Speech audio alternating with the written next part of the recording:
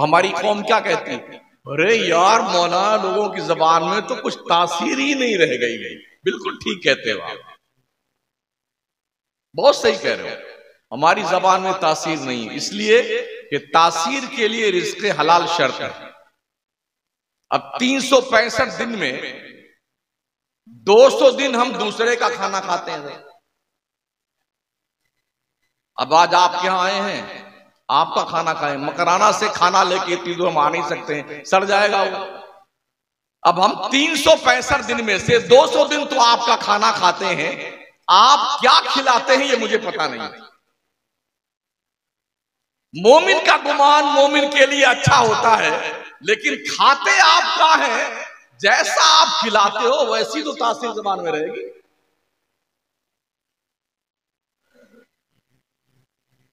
चंदा होगा, जुआरियों से भी चंदा लिया जाता है, जलसे में शराबियों से चंदा लिया जाता है, और सट्टेबाजों से चंदा लिया जाता है, ठीक है ना।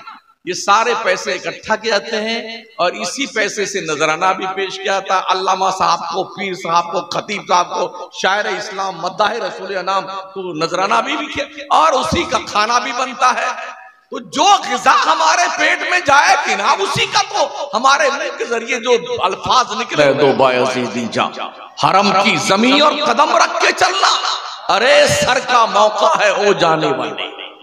मदीने की गलियों में लोग इस तरह चलते हैं, हरदम फोटो खींचते हैं, वीडियो बनाते हैं, और खींच खींच के घर वालों को, दोस्तों को, रिश्तेदारों को पार्सल करते हैं कि मैं इस वक्त यहां जलवा फरमाऊं। गलत कहता हूं? मौलवी, पीर, हजरत, हुजूर, किबला, काबा सब इसी काम में लगे हुए हैं, सब इसी काम में लगे हुए हैं। इतना भी एहसास नहीं रह गया है, मुर्दा हो गया एहसास कि कम से कम इतनी दूर से आए हैं तो चंद कतरे आंसू निदामत के बहाकर गुनाहों के धब्बों को धुल लिया जाए। बहुत कम लोग, बहुत कम। हमारे कुछ जो सुन्नी इस मौके पे खास कर जाते हैं ना, 12 रबीउल अव्वल शरीफ के मौके पे उम्रा करने जाते हैं, तो पूरा ग्रुप लेकर के चिल्ला चिल्ला के सलाम पढ़ते हैं। मतलब ये इनका कि हम यहां जोर से सलाम पढ़ते हैं, शर्म नहीं आती है?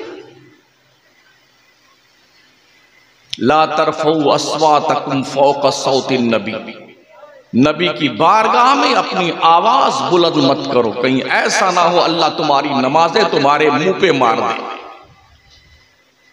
कुछ ऐसे भी जरी मिले जो दौड़ दौड़ के जाली को पकड़ना चाहते हैं, और शर्म से डूब मर बंदे, क्या ये गुनाहों से डूबा हुआ हाथ नबी की जाली को छूने और टच करने के लायक है?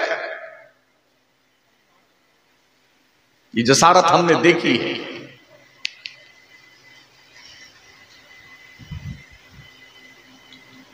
किसी बहाने अगर मुतव्वा थोड़ा सा हट जाए ना, तो झट से घुस जाएंगे जाली के पास जाकर। आला हजरत का फरमान नहीं सुना है, मानते जरूर आला हजरत को, फरमान नहीं मानते। किसी भी मजार से 3-4 हाथ के दूरी पे रह के फातिहा पढ़ो, मजार को छुओ मत, हाथ मत लगाओ, फातिहा पढ़ के उल्टी कदम वापस चले आओ। ये सबक वहां क्यों याद नहीं रहता? सब भूल जाता।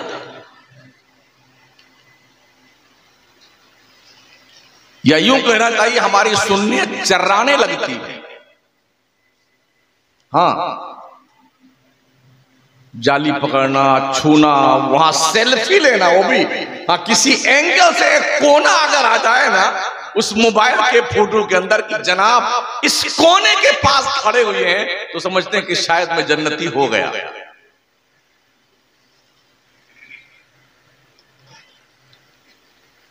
ओवैस करनी तो एक बार भी मदीना नहीं आया, क्या जन्नती नहीं हुई?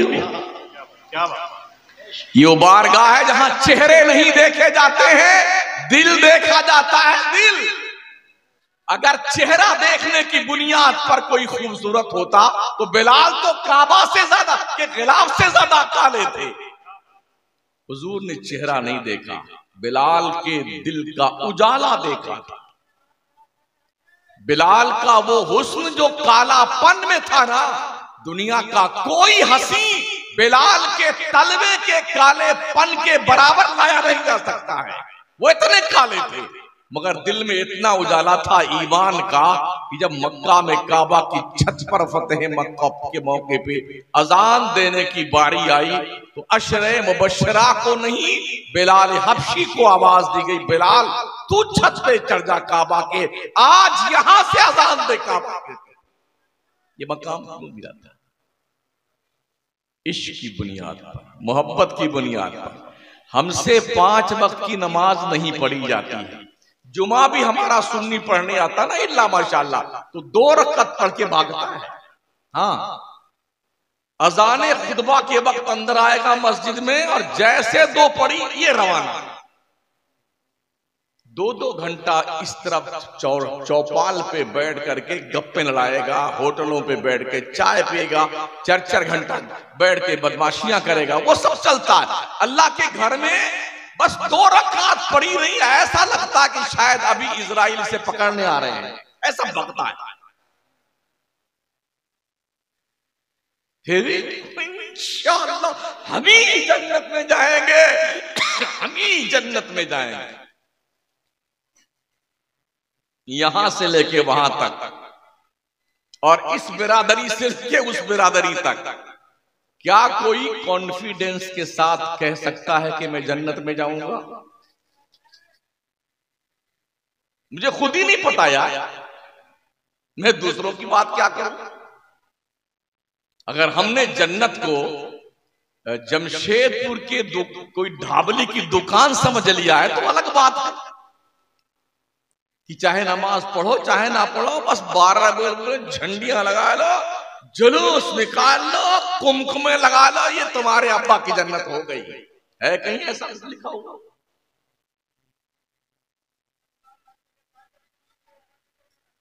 अगर कुछ ऐसा कहीं लिखा हुआ मुझे भी रेफरेंस दे दीजिए ताकि मैं भी इसी काम में लग जाऊंगा।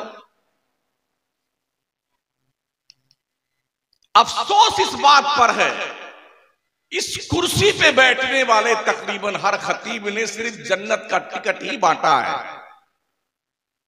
शायद वो बायद कोई खतीब जहन्नम का जिक्र छेड़ता हो। लोग समझते हैं कि जब तक जन्नत की बशारा सुनाएंगे तब तक सुभान अल्लाह, जिंदाबाद मौलाना, जिंदाबाद शायर साहब, जिंदाबाद करते रहेगा। जैसे जहन्नम का जिक्र छेड़ता है ना, ऐसे मुंह लटका के लोग बैठते हैं। पता है ना कि किरदार कैसा है। कभी कभी आईने में अकेले में चेहरा देखा कीजिए और तसव्वुर कीजिए कि दिल के नेहा खाने में कितने गंदे और कितने गुनाहों के बड़े बड़े बुत रखे हुए हैं, उसे निकालो दिल से पहले। हुजूर को तुम्हारी झंडियां नहीं चाहिए, तुम्हारे कुमकुमे नहीं चाहिए, तुम्हारे बहुत बड़े बड़े जलसे नहीं चाहिए। हुजूर को तो एक ऐसा वफादार उम्मती चाहिए जो हुजूर की सुन्नतों से प्यार करता हो, उनके किरदार से प्यार करता हो। लक़द काना लकुम फी रसूलिल्लाहि उस्वतुन हसना, जो जाते मुस्तफा को अपना आइडियल बनाता हो, हुजूर को ऐसा उम्मती चाहिए। क्या हमने अपने नबी को अपना आइडियल बनाया?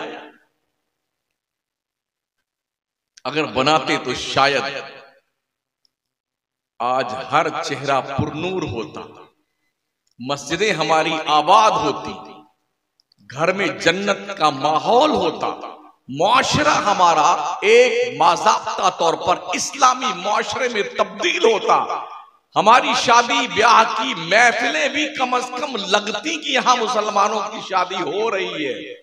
मगर आज कहीं भी चले जाओ ना, लगता ही नहीं कि यहां मुसलमान बसता है, लगता ही नहीं।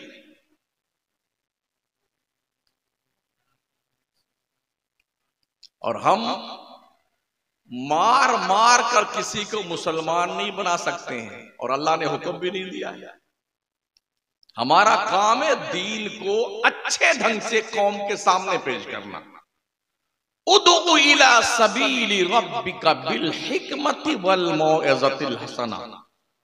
लोगों, बंदों को अल्लाह की तरफ बुलाओ हिकमत के साथ और अच्छी बात बोल करके। वजादिलहुम बिल्लती ही ahsan। अगर बहसो मुबाहसा की नौबत आ जाए तो जो खूबसूरत, सबसे बेहतर, सबसे अच्छा तरीका हो उस तरीके पे आप बहस कीजिए, बात कीजिए। क्यों? इन रब्बका हुवा अअलमु बिमन दल्ला अन सबीली। बेशक तुम्हारा रब ही जानता है कि कौन उसके रास्ते से भटकेगा। व हुवा अअलमु बिल मुहतदीन। अल्लाह ही जानता है कौन हिदायत पाएगा। मगर हमारे यहां तो चिढ़ाने का मिजाज चल रहा है, किसी को चिढ़ाया जाए।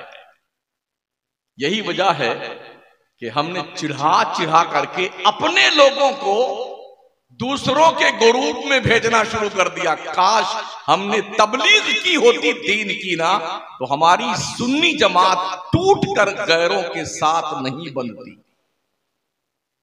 ये वो तल्ख हकीकत है जो हमारे सुन्नियों को जल्दी हजम नहीं होती। प्यारे आका सल्लल्लाहु ताला अलैहि वसल्लम के प्यारे दीवानों, आज की तारीख में कितने करंट इश्यूज हैं जिस पर हम कुछ गुफ्तगू करते हैं। सबसे बड़ा फितना और चैलेंज हमारी नई जनरेशन जो है, इसको हम कैसे मुसलमान बना सकते हैं और बनाकर रख सकते हैं। हमारा युवा वर्ग है, अपना ईमान इनके सीनों में हम कैसे मुंतकिल कर सकते हैं, ये सबसे बड़ा चैलेंज आज की तारीख में। इसलिए कि स्कूल में, कॉलेज में हमारे इन बच्चों को दीन नहीं सिखाया जाता है। मदरसे में 5% बच्चे पढ़ने आते हैं, तो वो भी 365 दिन में से छुट्टियों के दिन निकाल दीजिए। अगर 300 दिन बचते हैं तो 150 दिन सिर्फ कुरान खानी। आज वो मर गया है, कल वो मरा है, उसकी 40वां है, उसके बरसी जाना है, उसके तीजा करना है। ये हमारे मदरसों के हालात। ये मदरसों की मजबूरी भी है। अगर फातिहा न करेंगे, सेठ साहब के अब्बा को बख्शवाएंगे नहीं तो सेठ साहब चंदा नहीं देंगे। ये सारे मामलात जो हमारे फॉल्ट हैं, जिसकी बुनियाद पर हमारे मदरसों से भी वो रिजल्ट बरामद नहीं होता जिसकी हमें तवक्को है। अगर किसी ने कह दिया नहीं अभी तो पढ़ाई का वक्त है, हम जो है बच्चों से कुरान खानी नहीं करवाएंगे, तो सेठ साहब ये धमकी दे के आते हैं, अच्छा चंदा लेने आए तब बताएंगे आप। ये हालात हमारे। तो ये बच्चे जो आज की तारीख में यूट्यूब के जरिए से, व्हाट्सएप के जरिए से दीन सीखते हैं, उलमा से नहीं। अल्लाह तो कहता है फसलू अहला ज़िक्र इन कुंतुम ला तालमून। उनसे पूछो, अगर तुम्हें इल्म नहीं है तो जानकारों से पूछो, आलिमों से पूछो। मगर कोई नहीं पूछता है, बस यूं खोला यूट्यूब और व्हाट्सएप, जिसका भी फरमान आया उसको पढ़ लिया, सुन लिया और उसी पे चल निकले।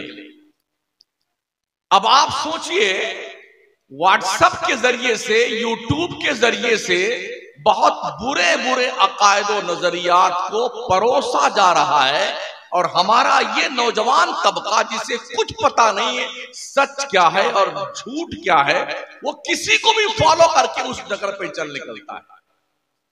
2-4 महीना 6 महीना के बाद वो अपने ही मौलवी और इमाम से आके उलझ जाता है, हमने पढ़ा है साहब, हमने सुना है, आप क्यों ऐसा कहते हैं। तो ये इतना बड़ा चैलेंज आज हमारे सामने है। इसके तदारुक के लिए हमारे पास क्या लाए अमल है, एक तो ये सोचने की जरूरत है। इसकी एक मिसाल पेश कर दो। अभी पिछले महीने में कुछ स्कूल के, कॉलेज के पढ़ने वाले बच्चे मुसलमानों के मिस्र गए थे घूमने के लिए, और मिस्र के म्यूजियम में जब गए ना वो, तो फिरौन की डेड बॉडी वहां रखी हुई है, उसके सामने भी खड़े होकर फातिहा पढ़ रहे थे। हाँ, तो हमारे कौम के बच्चों को यही पता नहीं फातिहा पढ़ी कहां जाती है। फिरौन की लाश के पास फातिहा पढ़ रहे हैं, इन्हें कौन सिखाएगा दीन? मां बाप को फुर्सत नहीं है। स्कूल में हमारे यहां दीन का कोई चैप्टर नहीं है। अब बस जिंदगी गुजर रही, चले जा रहे हैं, और जिंदगी जो भी है उसको गुजार लेना कैसे भी करके। और इस रास्ते में बहुत सारे बुरे दोस्तों की संगत ऐसी होती है कि जो जहर कातिल होती है। तो आपसे मैं अर्ज करना चाहता हूं, अपने बच्चों से फ्रैंकली होकर के, एकदम क्लोज होकर, उन बच्चों के दिलों पर इस्लाम के मोहब्बत की तहरीर लिख दो, इससे पहले कि कोई बुरा दोस्त तुम्हारे दोस्तों से क्लोज होकर के उसके दिल पर जुआ, सट्टा, अय्याशी और बेहयाई की तहरीर लिखे। अपने बच्चों के दिलों को मुस्तफा की मोहब्बत की आमाजगाह बना। तवज्जो है आपकी? सुनिए, बोलिएगा मत। एक चैलेंज है हमारे सामने। दूसरा चैलेंज हमारे सामने क्या है? हमारी बच्चियों का मुर्तद हो जाना। मुल्की पैमाने पर हजार की तादाद में मंथली कौम मुस्लिम की बच्चियां मुर्तद होकर के गैरों के साथ शादियां करती। इसके तदारुक के लिए हमारे पास क्या लाए हैं? हमने कोई इसका तरीका इजाद किया है? कभी हमने इस पे गौर करने की कोशिश की? रोजाना अखबार की दुनिया जो है इससे भरी पड़ी होती है। फला जगह, फला जिला, फला इलाका, फला मोहल्ला, इस तरह हुआ, इस तरह हुआ, इस तरह हुआ। क्या मैं पूछ सकता हूं कि आपके इस जमशेदपुर में कोई मुस्लिम कॉलेज है?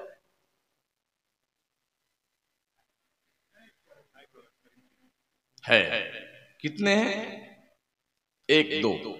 क्या उन कॉलेजेस में आपके मुस्लिम बच्चों और बच्चियों के लिए सिस्टमैटिक ढंग से उन्हें इस्लाम का पैगाम पढ़ाने का कोई प्रोफेसर, कोई लेक्चरर रखा गया है?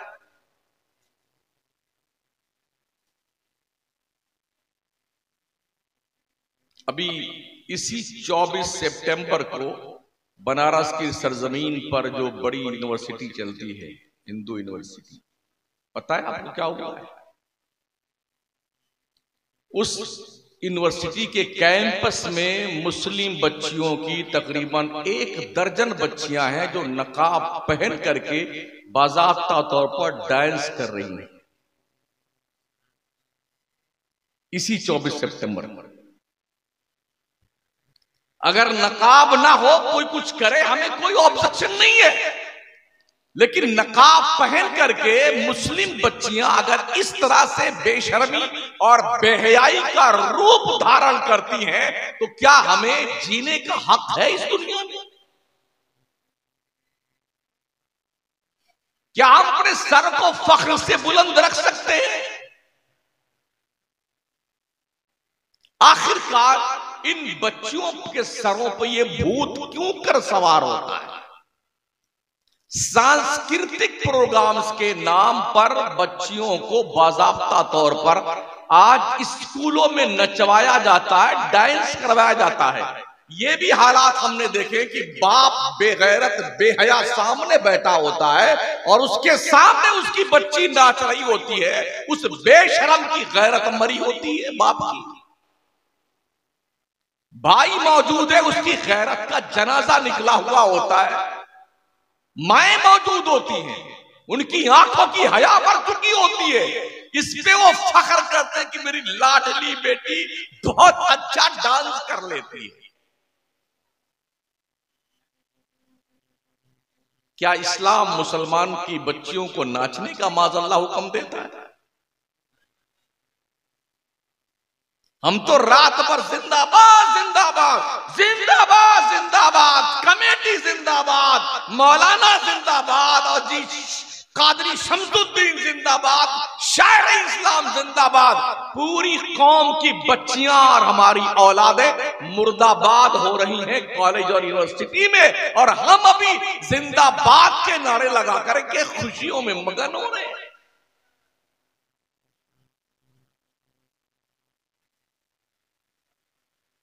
कुव्वते फिक्र अमल पहले फना होती है, तब किसी कौम की शौकत पे जवाल आता है।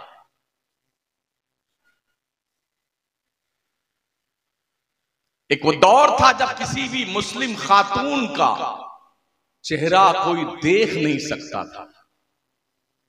क्या सैयदा फातिमा ज़हरा के हवाले से आला हज़रत का ये शेर नहीं है, जिनका चेहरा न देखा मोह मेहर ने, उस रिदाए नुज़ाहत पे लाखों सलाम। क्या ये आज की हमारी बच्चियां और बहनें और माएं खातूने जन्नत फातिमा ज़हरा जो जन्नती औरतों की सरदार हैं, क्या उनके ग्रुप में शामिल होने की सलाहियत रखती हैं? अगर उनने पूछा क्या तुमने इस नबी करीम सल्लल्लाहु अलैहि वसल्लम के उस्वे करीमाना को फॉलो किया था, तुम्हारे पास क्या जवाब हो? ये बर्बादियां आई कहां से पता है? जब से ये मोबाइल की दादी अम्मा तशरीफ लाई हैं, ये बला उस वक्त आई। सलाहुद्दीन अय्यूबी जैसा अजीम जर्नल और कायद मुजाहिद, जिसने यूरोप की नींद हराम कर दी थी, रातों दिन का चैन हराम कर दिया था, बैतुल मुकद्दस को आजाद करवाया था, रातों दिन घोड़े की पीठ पे सवार रहता था। जब सारे यहूदी और ईसाई शिकस्ते फाश खा करके थक गए कि यार हम कहीं भी सलाहुद्दीन को हरा नहीं सके, तो इस पर विचार विमर्श करने के लिए एक मीटिंग बुलाई गई यूरोप में। गौर किया जाए कि आखिर क्या वजह है कि हम सलाहुद्दीन से जीत नहीं पाए अब तक। तो सबने एक ही राय होकर ये कहा था झुंझला करके, सलाहुद्दीन कभी तो तू मरेगा, याद रखना तेरे बाद तेरी कौम में हम कोई दूसरा सलाहुद्दीन पैदा नहीं होने देंगे। उसके बाद जो बेहयाइयों का दौर शुरू हुआ ना, बेगैरती का, बेशर्मी का, छोटे छोटे कपड़े बनाने शुरू किए लोगों ने, टॉपर, चड्डियां और वो लेगी, एकदम चुस्त कपड़े, इतने बारीक कपड़े जो दिल को लुभाने वाले हों, इम्प्रेस करने वाले हों। तो हमारी माएं बहनें, हमारे अजीज दोस्त जब बाजार में कपड़ा खरीदने जाते हैं ना, बहुत खूबसूरत फराक है, हमारी गुड़िया के लिए अच्छा रहेगा, इतनी छोटी फराक लेके आते हैं, और वो जीन्स की पैंट जो 15 जगह फटी होती है वो लेके आते हैं, या छोटी मोटी चड्डी लेके आते हैं। बोले अभी तो बच्ची है, अभी तो इसकी उम्र ही का है। भाई साहब ये बच्ची अभी है, आगे चल करके तुम्हारी पूरी नाक कटवाएगी। जब आदत किसी चीज की पड़ जाती है ना, तो आदत छूटती नहीं है। आज की तारीख में जिस गली कूचे में, एयरपोर्ट पे, स्टेशन पे, ट्रेन में आप देखें ना, मुस्लिम कम्युनिटी की जवान जवान बच्चियां ऐसे ऐसे कपड़े पहन के घूम रही हैं, ऐसा लगता है कि किसी जंगल से आए हुए जानवर लोग। हैरत इस बात पर भी है कि बाप मौजूद है और अब उसकी बेटी, जवान बेटी, इतना छोटा सा चड्डी पहने हुए एयरपोर्ट पे। यानी कि अगर एक बार नजर अचानक पड़ गई ना, तो शर्म से आदमी की नजर झुक जाए, इतना सब कुछ खुला होता है। अब हालात ये है कि अगर आप देखेंगे नहीं आमने सामने चलते हुए तो टकरा जाएंगे, और देखें तो कदम कदम पे गुना। ये कैफियत हो गई आज की तारीख। बुराइयां इस तरह लोगों को दावते नजारा दे रही हैं, और बाज़ाब्ता तौर पर इसे फैशन समझा जाता है। ये फैशन, इसके साथ ऐसी फटी फटी पैंटें कहां कहां से फटी होती हैं, कुछ कहा नहीं जा सकता है। जवान जवान बच्चे, और ये हमारे बच्चे, इनके बाल देखिए ना, एयरपोर्ट इनके सर पे बना होता है, यहीं से रनवे पे उतरता है हेलीकॉप्टर, यहां आके रुकता है, पूरा मैदान साफ है, ऊपर यहाँ इतना बाल जैसे खिंजीर का बाल नहीं होता है, ऐसे खड़ा खड़ा ऐसे बाल इनके होते हैं। कुछ तो ऐसे ही तीर बना लेते हैं दाढ़ी के बाल में, कुछ ने गाल में जो है दिल बना लिया है, उसी कटिंग के हिसाब से उसी में तीर घुसा लिया उसी बाल के अंदर, इस एंगल से अपनी कटिंग करवाते हैं। कुछ ने कान में बुंदे पहन लिए हैं, नाक में पहन लिया है, पीछे बाल इतना लंबा कर दिया, रबड़ बांध लिया है। एक मर्दूद को देखा इस होंठ के नीचे भी एक बुंदा पहने हुए, ये नीचे वाले यहां भी पहने हुए। It is a fashion, fashion का दौर है, मतलब मादरजाद नंगे हो जाए इसको फैशन कहते हैं। क्या बेहयाई और बेशर्मी है। यूरोप का जो कल्चर है ना, उन्होंने ये सोचा कि पूरी दुनिया को इतना मादरजाद नंगा कर दो कि हमें कोई नंगा कहने वाला ना रहे। आज के 32 साल पहले मैंने लेख पढ़ा था नई दुनिया का, उस वक्त का सर्वे था अमेरिका में 68,000 बच्चे ऐसे चिल्ड्रन हाउस में पढ़ते हैं जिनको ये पता नहीं कि उनकी अम्मा कौन है, उनके अब्बा कौन है। 65,000 ब्रिटेन में थे, 67,000 लंदन में थे। इस तरह कई मुल्कों का सर्वे पेश किया था।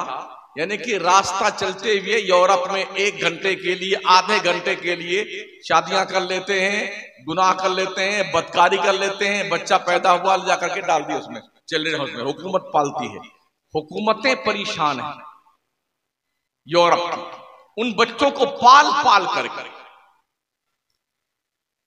कोई भी शौहर ये नहीं पूछ सकता अपने होने वाली बीवी से यूरोप में कि तुम्हारे कितने बच्चे पैदा हुए अब तक, तुम्हारे कितने बॉयफ्रेंड हैं। ना कोई औरत होने वाली अपने शौहर से ये पूछ सकती तुम्हारे पास कितनी गर्लफ्रेंड है, तुम्हारे कितने बच्चे हैं।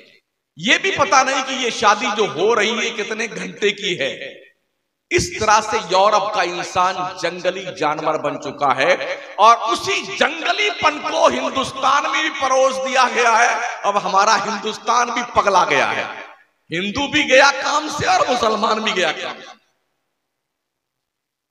पड़ोसी मुल्क से एक बड़ा आई पहले, ये भी उन्हीं की देन थी। अभी मैंने तकरीर शुरू नहीं की।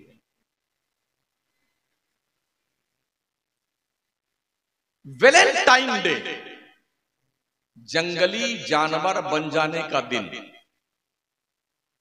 इसके बाद एक और आया, मी टू। इसका मतलब जब हमने पूछा तो बताया गया कि होश संभालने से लेके आज की तारीख तक, चाहे 50 साल की उम्र है चाहे 80 साल की, तुमने क्या क्या गुनाह किया है, इसे आपने बिल्कुल ओपन सबको बयान करो कि मैंने ये गुनाह किया, ये जुर्म किया है। एक दौर ये चला है। अभी जल्दी एक दूसरा चला था, माई लाइफ माई चॉइस, मेरा जिस मेरी मर्जी। मतलब ये कि मैं कुछ भी करूं, ना अब्बा बोल सकते हैं ना अम्मा बोल सकती हैं, कोई कुछ नहीं कहेगा मुझे, मैं बिल्कुल जंगली जानवर हूं। ये सारे के सारे खुराफात के रस्म यूरोप से आए हैं, और हमारे मुल्क ने भी इसे तोहफा समझ करके कबूल कर लिया है। और नतीजा ये हुआ, हम भी कभी किसी के जब जाते हैं ना तो बोले हजरत हमारी गुड़िया जो है ना, ओहो बहुत प्यारा डांस करती है, और हमारे गुड्डू को तो 25 गाने ज़बानी याद है। ये सोच जब मुस्लिम कम्युनिटी के लोगों की बन जाए कि उनकी औलादें नाचने और गाने की शौकीन हो जाएं, तो सुन लो, इसी नाच और गाने ने 800 साला इस्लामी हुकूमत का खात्मा अखंड भारत से किया था। कभी हम भी बादशाह थे इस मुल्क के 800 साल तक। मौजूदा हिंदुस्तान नहीं, अफगानिस्तान, पाकिस्तान, बांग्लादेश, बर्मा, श्यामा, रंगून, मौजूदा हिंदुस्तान, श्रीलंका, इस पूरे मजमूए को अखंड भारत कहा जाता है। हम यानी हमारे मुस्लिम बादशाहों ने इस अखंड भारत पर 800 साल तक हुकूमत की है। मगर गए क्यों यहां से? शराब, अय्याशी, बेहयाई, बेशर्मी, बदकारी और गली गली में मुशायरे। जब बहादुर शाह जफर दिल्ली में विराजमान थे तो दिल्ली की हर गली में मुशायरे की महफिल, इधर महफिल, इधर महफिल, वाह वाह वाह वाह वाह वाह वाह, जिंदाबाद जिंदाबाद, दोबर्रा निशाद, तिबर्रा निशाद। जब अंग्रेजों की फौज दिल्ली के दरवाजे पे दस्तक दे रही थी ना, तो दिल्ली की गलियारे में मुशायरे हो रहे थे। हिस्ट्री पढ़ी है अपनी, मुशायरे हो रहे थे। फिर क्या हुआ? बहादुर शाह जफर को बाज़ाब्ता जंजीरों में जकड़ा गया और उनके बच्चों को ज़िबा करके थाली में उनकी मुंडियां रखकर बहादुर शाह जफर को नाश्ते में पेश किया गया। ये लो नाश्ता कर लो अपने बच्चों के सर का। इस तरह हमारी हुकूमत गई, हमें फिर भी होश नहीं आता, हम फिर भी जागने को तैयार नहीं। 1000 साल तक स्पेन पर हुकूमत करने वाली मुस्लिम कौम का किरदार आज पढ़ लीजिए। वहां एक मस्जिद बाकी नहीं है स्पेन में, एक मदरसा नहीं। वो जामा मस्जिद करतबा की जो सबसे बड़ी मस्जिद और दुनिया की सबसे पहली यूनिवर्सिटी जो जामिया अजहर से भी बड़ी थी, वो मस्जिद करतबा में। और पूरी दुनिया के लोग वहां उस वक्त पढ़ने आते थे जहां पर तारिक इब्ने ज़ियाद ने जिस मुल्क को फतेह करके इस्लाम का परचम लहराया था, आज वहां अजान देने वाला कोई नहीं। आज हम इतने डरे हुए हैं, खौफजदा हैं कि कुछ भी हो रहा है हम डरते हैं बोलने से, अरे कुछ हो न जाए, कुछ हो न जाए। यही है ना, जब दिल में खुदा का डर नहीं रहेगा तो आप कीड़े मकोड़ों से भी डरेंगे। 1450 साल में हम अपनी सफ़े नहीं सीधी कर पाए नमाज में। पंजवक्ता नमाज और जुमा की नमाज इमाम ऐलान करता, भाई साहब सब सीधी कर लें। कितने साल हो गए? नबी ने फरमाया था 1450 साल पहले इस्लाम के पैगंबर ने सफ़े सीधी करने का हुक्म दिया था। जो कौम 1450 साल में अपनी सफ न सीधी कर सके वो और क्या कर सकेगी? ये सफ सीधी करने का जो डायरेक्शन था ना, ये दरअसल मिल्लते बैजा के एकजुट होकर के सिस्टमैटिक जिंदगी गुजार करके दुनिया को बाज़ाब्ता तौर पर नकेल डालने का एक फॉर्मूला था जो इस्लाम के पैगंबर ने दिया। जलसे हमारे कम नहीं होते, इतने जलसे हैं। दयारे हबीब कॉन्फ्रेंस जैसी कितनी कॉन्फ्रेंस हैं, हजारों हजार। और इन कॉन्फ्रेंसों से हमें मिलता क्या है? कुछ नहीं। सुभान अल्लाह, माशाअल्लाह, जिंदाबाद, बस इतना ही मिलता है हमें और कुछ नहीं। माफ कीजिएगा, बड़ी तल्ख हकीकत है ये, कुछ नहीं मिलता हमें। हमने तो यही देखा है भाई साहब, दूसरों के इतने जलसे नहीं होते हैं, उनका इक्का दुक्का जलसा होता है। और हमारे यहाँ अल्लाह अकबर, इतने जलसे पे जलसे, 2 लाख, 5 लाख, 10 लाख, 20 लाख, 50 लाख तक जलसे पे खर्च होते हैं। रिफंड क्या मिलता है? नीलबटा सन्नाटा।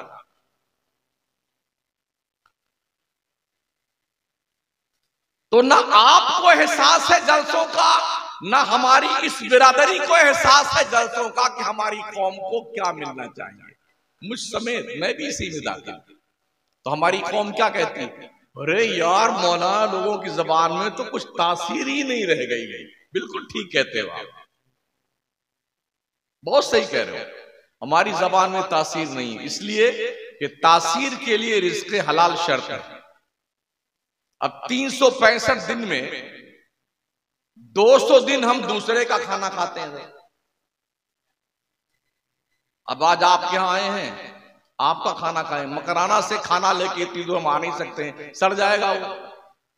अब हम 365 दिन में से 200 दिन तो आपका खाना खाते हैं, आप क्या खिलाते हैं ये मुझे पता नहीं। मोमिन का गुमान मोमिन के लिए अच्छा होता है, लेकिन खाते आप क्या है, जैसा आप खिलाते हो वैसी तो तासीर ज़बान में रहेगी।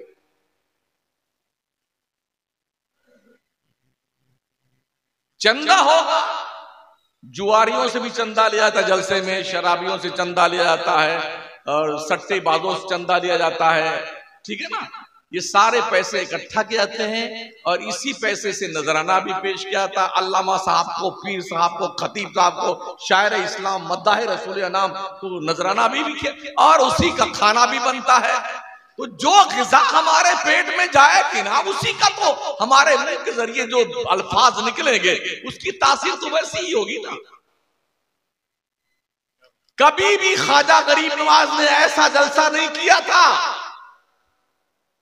मखदूम अशरफ जहांगीर समनानी ने ऐसा जलसा कभी नहीं किया, इमाम अहमद रजा ने ऐसी कॉन्फ्रेंस कभी नहीं की। यूं बैठते थे, दो बात कहते थे, दिल की दुनिया में इनकलाब आता, चेहरा देखते थे लोग मुसलमान हो जाते थे। 90 लाख काफिरों ने ख्वाजा को देख देख के कलमा पढ़ा है, 90 लाख काफिरों ने। जिस अखंड भारत को फतह करने के लिए शहाबुद्दीन गौरी आया था और मार खा के गया, उस अखंड भारत को बगैर तलवार और डंडे के एक मोइनुद्दीन चिश्ती ने अजमेर में बैठ के अपने पाकीज़ा किरदार के आईने में चेहरा दिखाकर मुसलमान बना। ये भारत के मुसलमान का ईमान किसी तबलीग का रिजल्ट नहीं है, किसी चिल्ला की बरकत नहीं है, ये ख्वाजा के पाकीज़ा चेहरों की रौनक की बरकत है, उनके पाकीज़ा किरदार की बरकत है। लोग आते थे, शक्ल देखते थे मोइनुद्दीन अजमेरी की, ये सच्चे का चेहरा है, मुसलमान हो जाते हैं। आज हम गले फाड़ रहे हैं और खराश तशरीफ ले आती गले में, गरम गरम पानी पी पी करके कुल्लियां करते हैं, उल्टियां करते हैं कि गला साफ हो जाए। कोई एक नमाजी बन जाए तो बताओ।